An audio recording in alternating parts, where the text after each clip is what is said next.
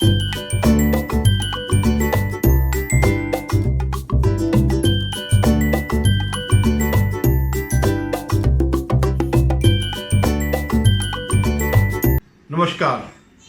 शोमरतोड़ी analysis में आपका स्वागत है। आज मैं चर्चा करूंगा भारत की न्यायपालिका न्याय व्यवस्था में क्या चल रहा है। तो वो चल रहा है Kejriwal Kejriwal Kejriwal Kejriwal, supreme court, lower court, high court, high court, supreme court, lower court, supreme court, supreme court, सुबह, दिन, शाम, रात, आधी रात, केवल यही चल रहा है। और आम आदमी को क्या मिल रहा है? तारीख पे तारीख, तारीख पे तारीख, तारीख पे तारीख। तो आप समझ गए होंगे कि आज मेरा चर्चा का क्या विषय है। जो केजरीवाल को जो अंतरिम राहत मिली है सुप्रीम कोर्ट से पीएमएलए मामले में, मतलब prevention of money laundering act, जो इन्होंने जो घोटाला किया है उस घोटाले पर एक अंतरिम बेल मिली है, अंतरिम रूप से जमानत मिली है तब तक के लिए जब तक कि बड़ी बेंच इस पर फैसला नहीं करेगी। इससे पूर्व मेरा आपसे निवेदन है कि देखिए, मैं खासकर उन लोगों से जो मोदी जी के समर्थक हैं, जो इस देश को आगे बढ़ते हुए देखना चाहते हैं। अभी आपने देखा 2024 में आज जो है पूरे दुनिया में भारत का डंका बज रहा है। भारत की अर्थव्यवस्था फल फूल रही है और भारत का महत्व अंतर्राष्ट्रीय स्तर पर बढ़ा है। देश में विकास के पता नहीं कितने काम हो रहे हैं, लेकिन जो विपक्ष है, इंडिया गठबंधन है, उन्होंने जो स्ट्रेटेजी अपनाई झूठ बोलने की, और एक बहुत बड़ा मंच उन्होंने तैयार किया। यहां तक कि विदेशों से तक लोगों ने मदद करी। ध्रुव राठी जैसा जो जर्मनी में रहता है वो भी इसमें हस्तक्षेप उसने किया। और क्योंकि वो इतना झूठ बोल रहे थे, उसका इतना व्यापक प्रसार हुआ कि लोगों ने सच मान लिया। कई चीजें लोगों ने सच मान ली। वो कांग्रेस जिसने हमेशा संविधान का हनन किया, कुचला, वो कांग्रेस इस बात को बताने में सफल हो गई कि अगर बीजेपी अगर सत्ता में तीसरी बार अगर आती है तो वो संविधान को खत्म कर देगी। तो बीजेपी तो 2014 में भी थी अपने बहुमत पे, 2019 में भी थी अपने बल पर, अपने बहुमत पर। जब उसने तब नहीं किया तो अब क्यों करेगी और कैसे करेगी? और ये तो वो लोग हैं जो आज विपक्ष में कांग्रेस को छोड़ करके, वो सब वो लोग हैं जिन्होंने इंदिरा गांधी की तानाशाही के बुरे परिणाम देखे, उसको झेला, वो यांत्रणा झेली, लेकिन वो सफल हो गए इस बात को करने के लिए। उसके पीछे कारण क्या था कि छोटे छोटे स्तर पर हम जैसे लोग, बहुत छोटे छोटे सोशल मीडिया इन्फ्लुएंसर, हम एक एक चीज बताते थे, सच्चाई बताते थे और रिसर्च करके बताते थे। ऐसा नहीं कि कुछ भी कह दिया या सनसनी फैलाने के लिए कह दिया कि ये गया वो आ रहा। नहीं, हमने बड़े वो किया। लेकिन जो इनकी पार्टी है, जो इनके पदाधिकारी है, कभी उन्होंने इस चीज का प्रसार नहीं किया। आप सोशल मीडिया में कहीं पर भी आपने नहीं देखा होगा, इवन ट्विटर पे या उस पर कि जो इनके बड़े लोग हैं, वे किसी छोटे समर्थक का, जो बिल्कुल जिसकी बातों में तथ्य है, उसको उन्होंने आगे उसको शेयर किया होगा, चाहे वो ट्विटर पे हो, इसमें फेसबुक पे हो, व्हाट्सएप पे, कहीं भी किसी भी फोरम में पे जो है इन्होंने नहीं शेयर किया। क्यों? उनकी आंखों पर एक पट्टी बंधी हुई थी कि मोदी जी है, सब कुछ है, हमें कुछ नहीं करना है। और इसका परिणाम ये हुआ कि पहली बार जो है मोदी जी के नेतृत्व में, पहली बार, मैं सिर्फ केंद्र की बात नहीं कर रहा हूँ, राज्य गुजरात से लेकर के आज तक, जब वो मुख्यमंत्री रहे तब से लेकर आज तक पहली बार वे पूर्ण बहुमत से नीचे आए। आज उन दो लोगों की अपने गठबंधन की मदद से वे सत्ता में हैं। हालांकि जो गठबंधन के उनके साथी हैं वे बड़ी मजबूती के साथ खड़े हैं, चाहे वो चंद्रबाबू नायडू हो, नीतीश कुमार हो, या चिराग पासवान हो, या शिंदे हो, शिवसेना वाले, वो बड़ी मजबूती से खड़े हैं। लेकिन फिर भी फर्क तो पड़ता है। अपने बहुमत होने पर और गठबंधन के गठबंधन की वजह से बहुमत पर आने पर। हालांकि उन्होंने इन चीज को दरकिनार कर दिया और जो सही चीज है उसको लेकर के आ रहे हैं। तो मेरा आपसे निवेदन है कि हम जैसे छोटे यूट्यूबर्स को, हम जैसे छोटे मीडिया इन्फ्लुएंसर को शेयर कीजिएगा, सब्सक्राइब करिएगा हमारे चैनल, और आपको और जो अच्छा लगे उसको आप शेयर करें और अपना भी अपनी राय भी जो है कमेंट के रूप में व्यक्त करें। धन्यवाद। तो मैं जिक्र कर रहा था केजरीवाल की,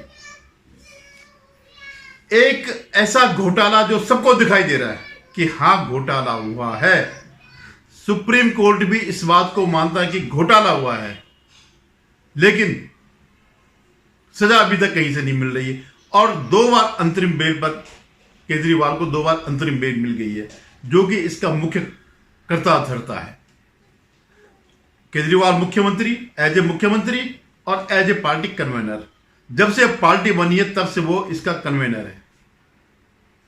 और यहां तक कि सुप्रीम कोर्ट ने ही सजेस्ट किया, जब देखा इनका, जब वो देखे सबूत देखे 338 करोड़ रुपए का घोटाला तो सामने सामने दिखाई दिया सबूतों के साथ, तो उन्होंने कहा भाई ये पैसा अगर इन्होंने इंडिविजुअल खर्च नहीं किया है तो पार्टी ने किया, तो पार्टी को भी पार्टी क्यों नहीं बना रहे हैं।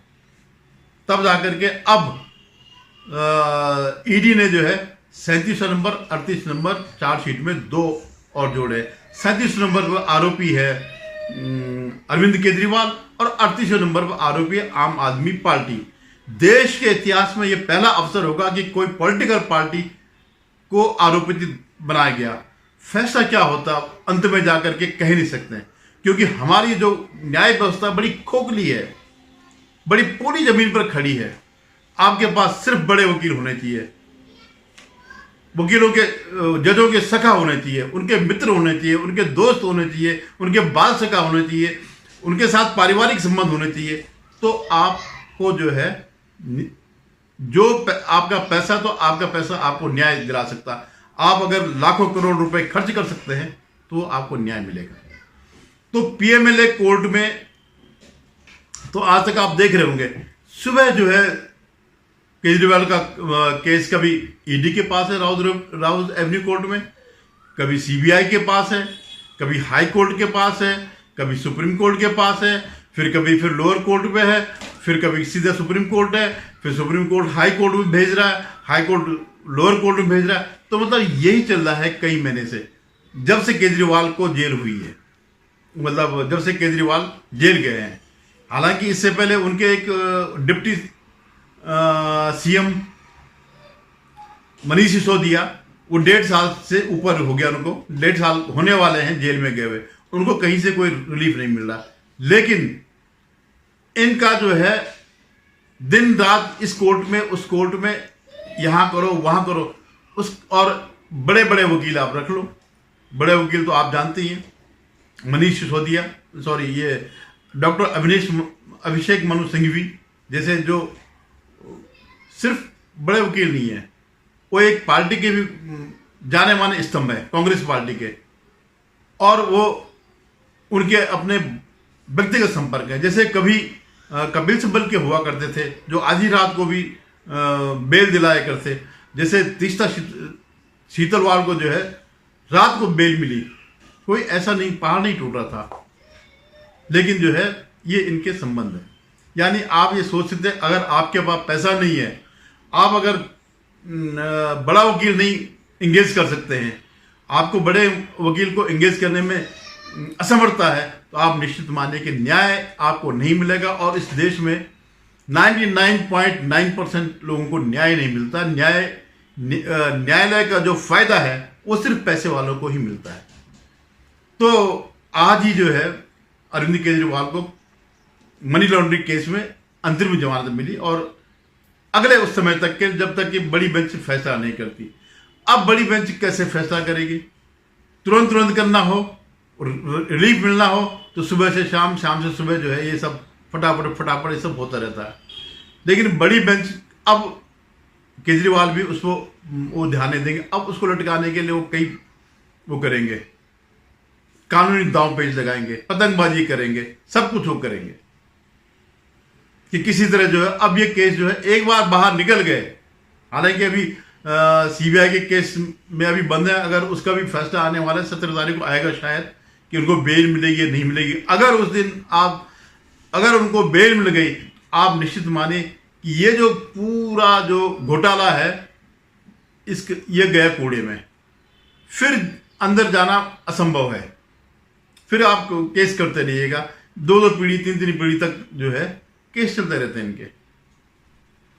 तो जैसे ही केजरीवाल को अंतरिम जमानत मिली तो आम आदमी पार्टी स्वाभाविक रूप से जो है जो अब तक करती आई है कि पूरा जो है उसको दे दिया, पूरा गाली गलौज जो है, पूरा कोसना जो है बीजेपी को कोसने लगे। बीजेपी ने ये किया, बीजेपी ने वो किया।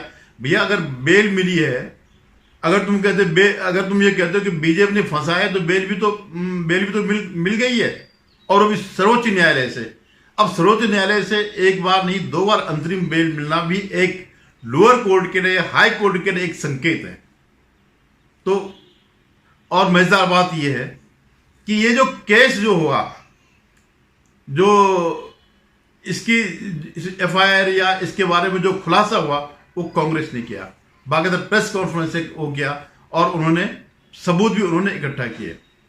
लेकिन क्योंकि वो दोनों एक ही अलायंस में हैं, इसलिए वो उस बात का जिक्र नहीं करते हैं कि ये केस जो है कांग्रेस ने किया।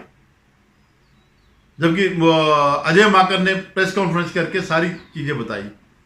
खैर, हालांकि ये अभी केवल पहला ही केस है ये जिसमें ये लड़ाई चल रही है। ऐसे कई केस हैं जो उनका शीश महल का है, स्कूलों का है, ये जो जल बोर्ड का है, ऐसे पता नहीं कितने केसेस हैं। लेकिन वो ऐसे केसेस हैं कि पीएमएल जो ये मनी लॉन्ड्रिंग का जो केस है उसकी तरह वो सख्त कानून नहीं है।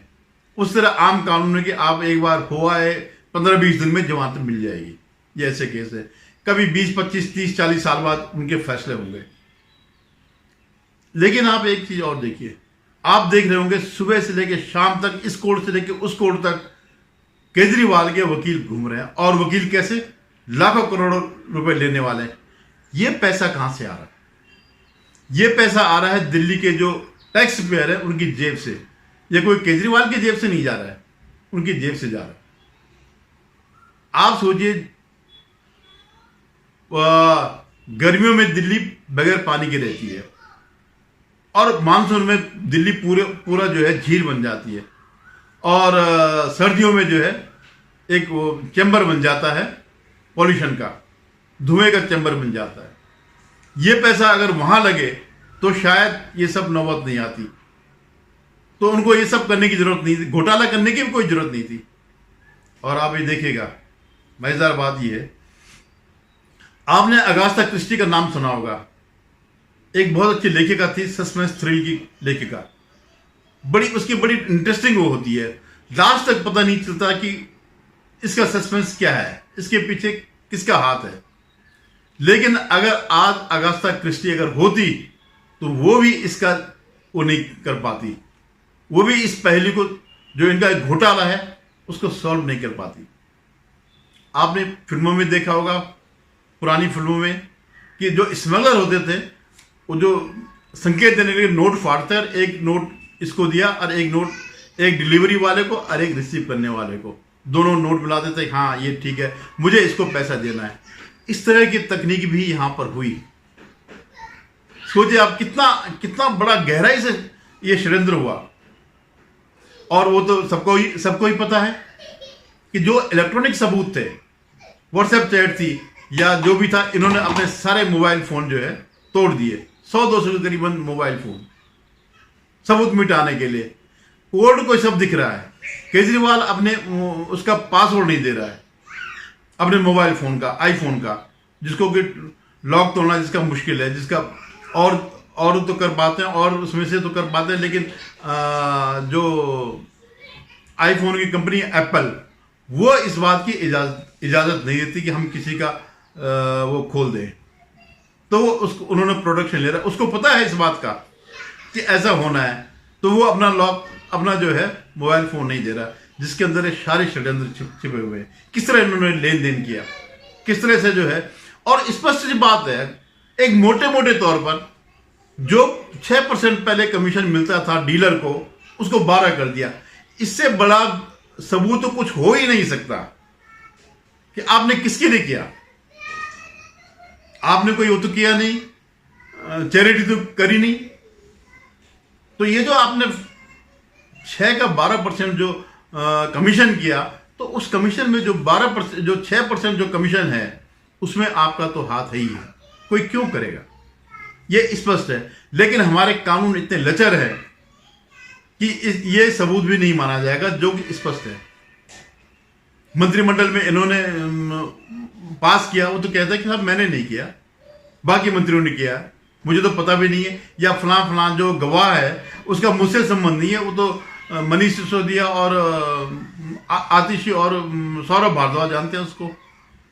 तो ये बड़ी गहरी स्क्रिप्ट थी केजरीवाल ने कि और अगर फंसी भी जाए तो एटलीस्ट मैं ना फंसूं। और अभी कितने महीने हुए, 3-4 महीने तो हुए जेल गए हुए, 3 महीने में उसमें से भी 20-21 दिन अंतरिम बेल पे बाहर आ गए। इतना बड़ा घोटाला, और इसके पीछे एक स्ट्रेटेजी और है, जो इस कोर्ट में जाना, उस कोर्ट में जाना, आज जाना, कल जाना, परसों जाना, लोअर कोर्ट में, अपर कोर्ट में, सीबीआई में, ईडी में अपील करना, और अपनी गिरफ्तारी को ही चैलेंज करना, जमानत के लिए जाना। उसके पीछे एक वो है स्ट्रेटेजी। क्या है? बहुत बड़ी स्ट्रेटेजी। कहीं ना कहीं कोई ना कोई कोर्ट कहीं ना कहीं पर गलती करेगा, और फिर उस गलती को वो फायदा उठाएंगे, फिर उस गलती के आधार पर वो अपने केस को जो है अपना बचाव करेंगे। जैसे जब ईडी के जो न्याय बिंदु जज थी, तो उन्होंने बगैर कागज पत्र देखे, बगैर सबूत देखे इनको, केजरीवाल को जमानत दे दी। हालांकि वो हाई कोर्ट में चले गए ईडी, और उन्होंने जाकर के स्टे करवा दिया। लेकिन आज वो यही बात कहते हैं कि देखिए हमारे खिलाफ तो कोई सबूत नहीं है, और एवेन्यू कोर्ट के जो जज हैं उन्होंने तो कहा कि कोई सबूत नहीं है, और ईडी ने जबरदस्ती फंसाया। तो ये इस ढंग की चीजें ढूंढते हैं, ये सारा ये मैच करना चाहते हैं इसको आपस में, ताकि जो है कोई ना कोई ऐसी चीज मिले, ऐसा विरोधाभास किसी न किसी फैसले में हो जाए जिसका फायदा वो अपने केस में उठाए। अब आप देखिए, 2 जजों की बेंच ने अंतरिम जमानत दे दी और 3 जजों की बेंच के लिए छोड़ दिया। तो भाई अगर जमानत देनी तो 2 भी दे देते, 3 में क्या? इसका मतलब कहीं ना कहीं इनको डाउट है, इन जजों को भी डाउट है कि ये केस जो है उसके लायक नहीं है, जमानत देने के लायक नहीं है, इसलिए उन्होंने आगे सरका दिया। और आगे सरकाने का मतलब ये है, अगर सीबीआई केस में इनको अगर जमानत मिल जाती है, तो आप मान के चलेगा कि फिर ये बाहर निकल जाएंगे, और जितने बचे हुए सबूत हैं, जो गवाह हैं, उन सबको तोड़ेंगे।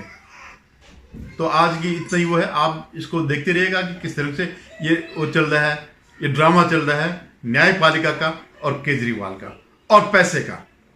दिल्ली की जनता का पैसा पानी की तरह बह रहा है।